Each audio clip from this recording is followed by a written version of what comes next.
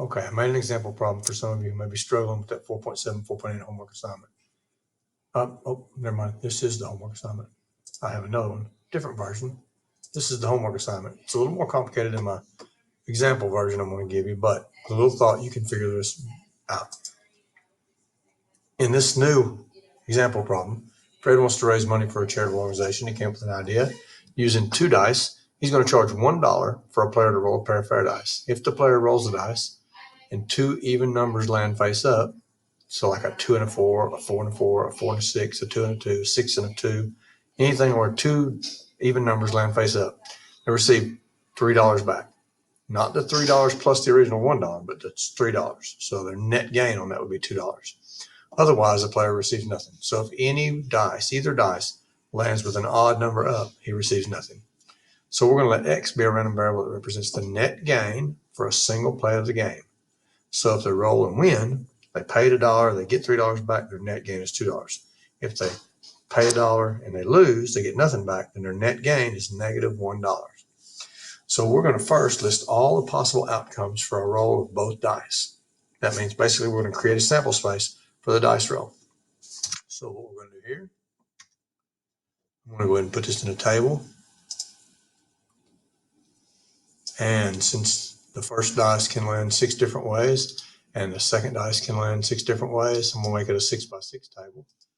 And we'll look at a 1 and a 2. Oops.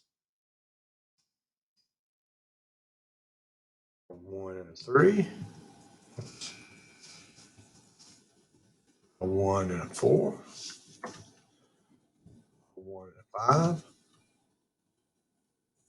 Oh, I forgot my 1 and 1. We got to put that in there too. Don't forget our 1 and 1.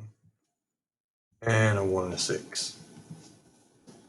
And you can do the same thing over here. Instead of a comma, I'm just going to put 2, 1. Oops. 2, 2, 2, 3, 2, 4, 2, 5, and 2, 6. And then the next,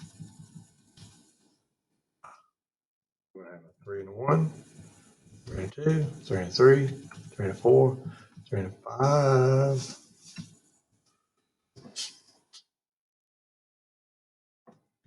3 and a 6. We have 4, 1, 4 and 2, 4 and 3, 4, 4, 4, 5, 6. And we could have 5s all the way through.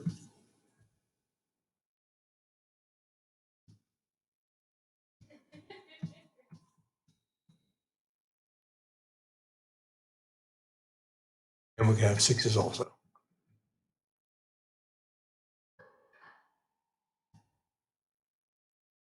That's the sample space for all the possible rolls of the dice. Where the first die lands on a 1, we could have 1 through 6 on the second. When the first dice land on a 2, we could have 1 through 6 on the second. So on and so forth. So there's 36 possible outcomes for a roll of 2 dice. So now we're going to create a probability distribution for the random variable x. Now x, recall, can have 2 possible values. It can have a positive $2 where you paid $1 and you got $3 back, or it can have a negative $1 if you paid $1 and you didn't get anything back.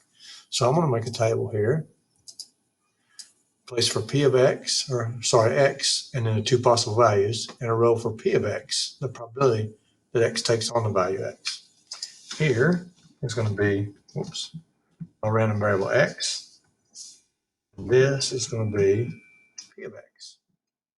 Here, my random variable, I'll center these just because I can't stand to look at it if I don't. Negative 2, positive 2, and negative 1. Those are the possible values that x can take on. Now we need to figure out the probabilities. Look up here again. It says that if they get 2 even numbers, the player rolls dice and 2 even numbers lined up, they receive the $3 back. So they're going to win $2 when there's 2 even numbers. So we're going to look and count how many of these 36 possible outcomes have 2 even numbers. None of the ones, the 2 and the 2, the 2 and the 4, the 2 and the 6, that's 3 here. And then over here in this column, we have 3 more, a 6 And in this column, we have 3 more. So 9 out of 36. 9 out of 36 is 1/4. And if 9 out of 36 pay off, then that means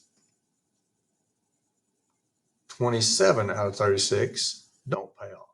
So that means the only two possible values, probabilities, are 1/4 that they're going to get $2 back, and 3/4 that they get negative $1 in their net gain. This is the probability distribution for the random variable x. Next, we're going to calculate the mean and standard deviation of x. We'll do this with equations because it looks crazy in that font. So we're going to say, remember, we call the mean of x, we can say that is mu with a subscript x, or we can say that's a capital E and in brackets x, the expected value of x. Those are both the same exact thing. We're talking about random numbers. And we get that by doing the sum of the x's and the p of x. So if we do Greek letter sum is x times the probability of x. So all the x's times the probabilities. In this case, if x is 2, the probability is 1/4. If x is negative 1,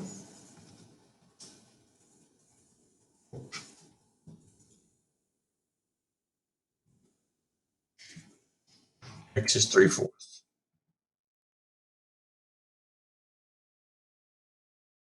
2 times 1/4 is 1/2. And negative 1 times 3/4 is negative 3/4. So that 1/2 minus 3/4 is 2/4 minus 3/4, or negative 1/4.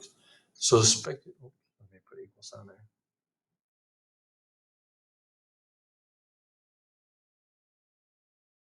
Expected value of the random variable x is negative 1/4.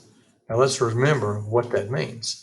What it means to be the expected value of random variable x. The interpretation for the probability statement is that in the long run, if this game were played many, many times, then on average, we would expect the player to lose approximately $0.25 for every play of the game. So if you played this 1,000 times, you would expect to lose about $0.25 for those 1,000, for each of those 1,000 times. So you would expect to lose $250. If Fred has 1,000 people pay the $1 and play the game, how much can he expect to earn to give to charity? Well, that's just going to be however many times they play. We'll insert equation again. 1,000 times the expected value of x, which equals 1,000 times, we're just going to change it to a decimal here to make it a little easier to look at, negative 0.25.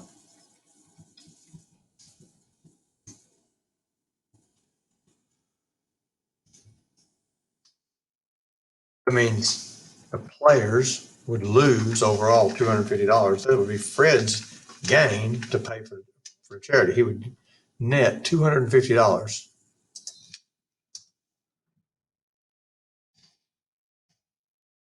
We expect to net about $250 to give to charity.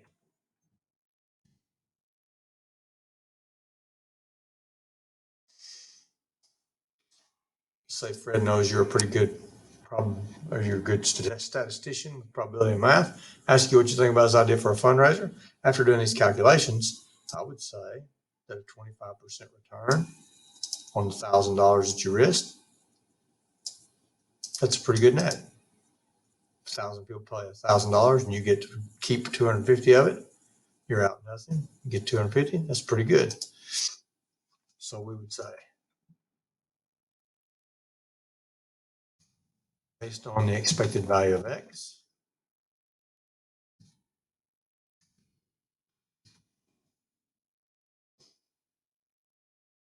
believe Fred will net approximately $250 for every 1,000 players to the charity.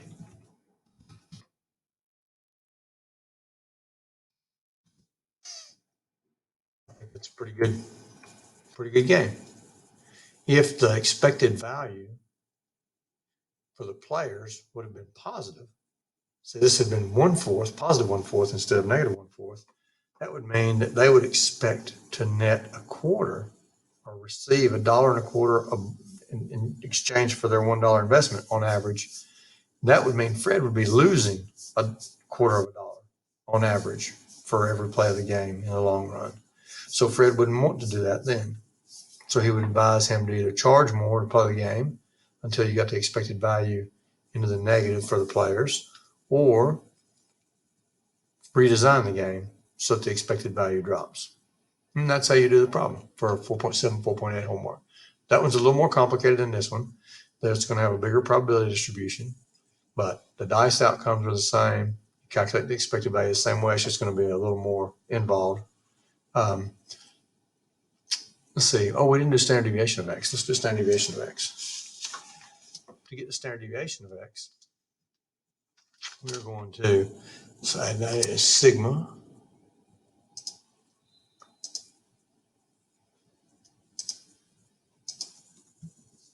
plus subscript x. And that's equal to the sum of the x's minus the mean of x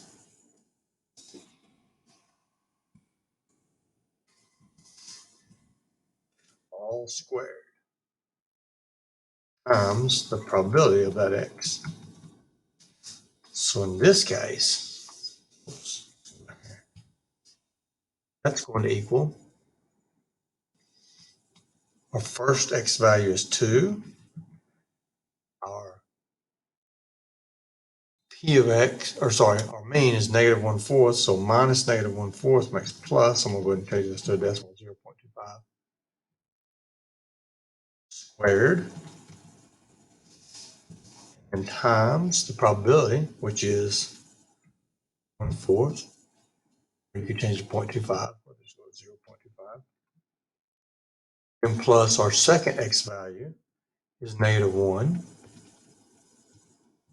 minus, we did minus negative, so minus the mean, so it's going to be plus 0.25.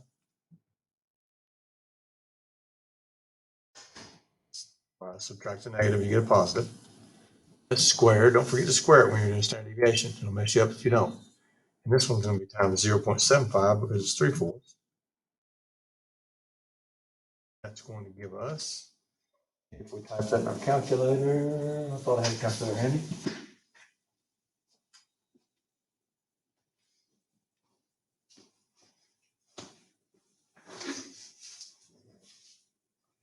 .25 squared times 0.25 plus negative 1 plus 0.25 is going to make negative 0.75 squared. Make sure to put that in the parentheses if you're doing your calculator before you square it, times the probability of 0.75. And that comes out to be 1.6875.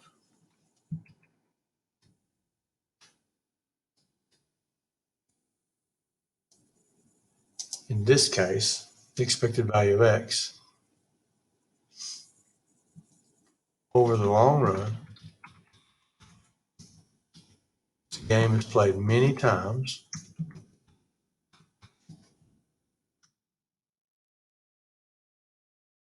Player expect to lose an average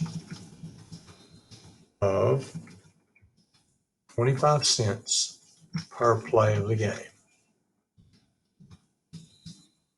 And Fred can expect to net approximately average, sorry, 5 cents per play of the game.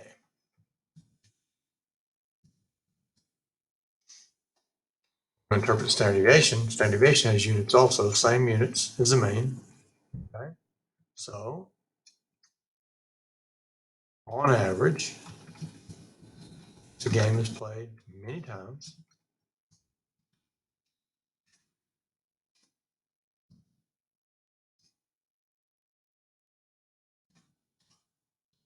We expect the average net return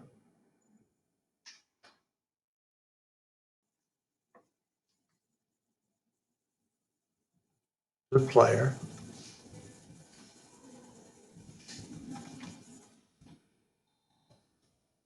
to be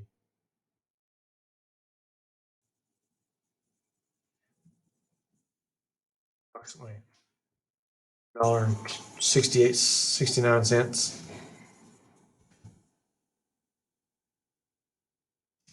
above or below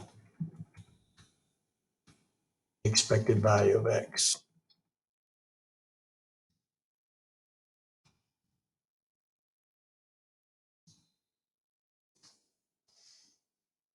That's how you work that problem.